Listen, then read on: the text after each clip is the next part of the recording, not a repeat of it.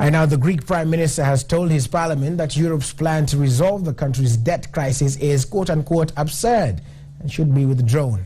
After a week of meetings, Alexis Tsipras says the two sides are closer together than ever, yet still unimaginably far apart. Greece waited until nearly the last minute to bundle.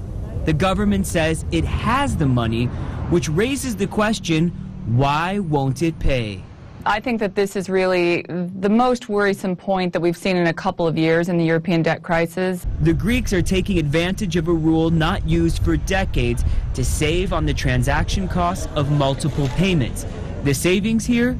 Just $137, according to one asset manager, making it clear that above all these negotiations is the grand politics of the Eurozone.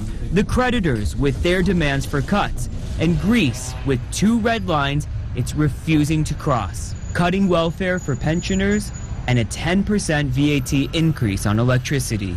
Greece has said no, and now it bought itself until the end of the month. The new deadline has plenty of skeptics. The considerable, most likely scenario is that there's now a series of defaults through the summer, and then eventually later on the summer, perhaps early in the autumn, the Greeks leave the euro.